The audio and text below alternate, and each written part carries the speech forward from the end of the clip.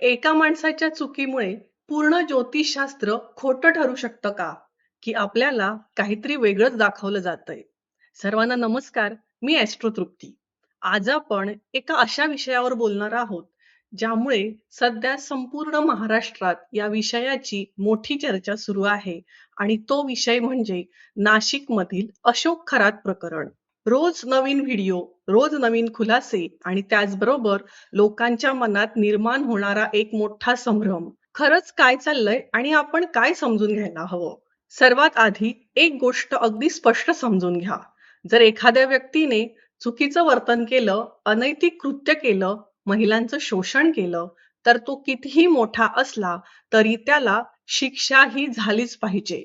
यात कुठलाही वाद नाही. पण इथे एक महत्त्वाचा प्रश्न उभा राहतो. त्या एका व्यक्तीच्या चुकीमुळे आपण संपूर्ण ज्योतिषशास्त्रालाच दोष देणार का? कारण सध्या जे प्रसार माध्यमांमध्ये चित्र दाखवलं जातंय, ते असं आहे, की जणू काही ज्योतिषशास्त्र म्हणजे फसवणूक. ज्योतिष म्हणजे लोकांना फसवण्याचा मार्ग आणि हेच खूप धोकादायक आहे. कारण लोकांच्या मनात भीती आणि चुकीचा समज निर्माण होत आहे. जरा आपण शांतपणे विचार करा. जर एखादा डॉक्टर चुकीचा वागला, तर आपण संपूर्ण वैद्यकीय क्षेत्रावर प्रश्नचिन्ह ठेवतो का? जर एखादा शिक्षक चुकीचा निघाला, तर आपण संपूर्ण शिक्षण व्यवस्थेला दोष देतो का? तर नाही. मग इथेच वेगळा नियम का?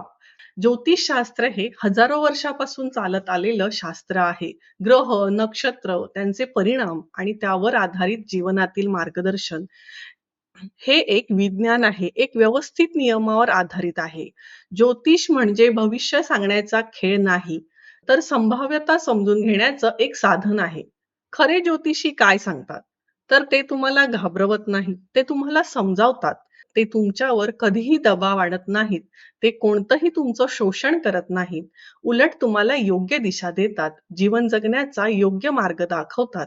मात्र जेव्हा काही लोक श्रद्धेचा गैरवापर करतात, लोकांचा विश्वास वापरून स्वतःचा फायदा करून घेतात, अशा लोकांमुळे आपला हिंदू धर्म आणि शास्त्र बदनाम होत आहे. अशाच जर घटना इतर ठिकाणी सतत घडत असतात, तेव्हा संपूर्ण धर्म, संपूर्ण व्यवस्था किंवा संपूर्ण विचारधारा कधीही टार्गेट केली जात नाही.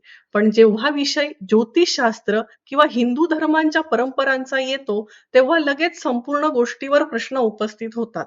यामुळे सामान्य माणूस गोंधळतो. तर त्याला वाटतं की कदाचित हे सगळं चुकीचंच आहे. पण खरं तसं नाही.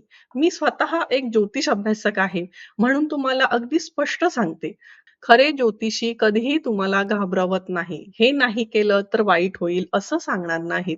ते कधीच तुमच्याकडून चुकीच्या प्रकारे पैसे किंवा वैयक्तिक गोष्टी मागणार नाहीत. आणि सर्वात महत्त्वाचं म्हणजे ते तुमच्या मर्यादांचा आदर करतात.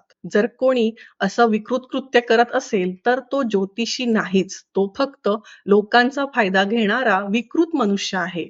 म्हणून इथे तुम्ही काय करायला हवं? आंधळा विश्वास ठेवू नका. आंधळा विश्वास ठेवू नका, पण आंधळा अविश्वासही ठेवू नका. समजून घ्या, प्रश्न विचारा आणि स्वतःचा निर्णय स्वतः घ्या. जर तुम्हाला कुठेही अस्वस्थ वाटत असेल, कोणी तुम्हाला दबाव टाकत असेल, तर लगेच दूर व्हा. कारण आपले धर्म, शास्त्र, परंपरा ह्या आपल्या कल्याणासाठी निर्माण केलेल्या आहेत.